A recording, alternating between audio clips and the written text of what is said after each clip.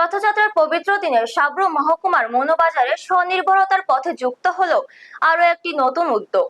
Sajjad RD ব্লকের অন্তর্গত মনোবাজার auto স্ট্যান্ডে ত্রিপুরা রুরাল লাইভলিহুড মিশন অর্থাৎ টিআরএলএম এর উদ্যোগে এবং এসবিইপি প্রকল্পের আওতায় প্রতিষ্ঠিত জুস প্যারাডাইসের আনুষ্ঠানিক উদ্বোধন করা হয়। উদ্বোধনী অনুষ্ঠানে উপস্থিত ছিলেন দক্ষিণ ত্রিপুরা জেলা পরিষদের সভাধিপতি দীপক দত্ত, ৩৯ মনো বিধানসভার বিধায়ক মাইলা ফ্রুমক, সাজ্জাদ পঞ্চায়েত সমিতির চেয়ারম্যান প্রভাস লোধ, ৩৯ মনোমণ্ডলের সভাপতি বিপুল ভৌমিক, পঞ্চায়েত সমিতির সদস্য সমীর পাল, মনোবাজার হাসপাতালের ভারপ্রাপ্ত চিকিৎসক ডক্টর দেবজ্যোতি মজুমদার এবং মনোবাজার পঞ্চায়েতের উপপ্রধান পার্থ চক্রবর্তী সহ সিএলএফ ও বিআরসির প্রতিনিধিরা। অনুষ্ঠানে অতিথিরা নারীদের স্বনির্ভরতা, ক্ষুদ্র উদ্যোগের প্রসার এবং স্থানীয় কর্মসংস্থান বৃদ্ধিতে এই ধরনের প্রকল্পের গুরুত্ব তুলে ধরেন।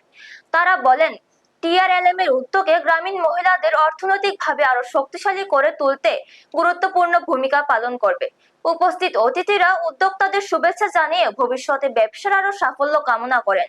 ব্যুরো রিপোর্ট, নিউজ তৎকাল 24।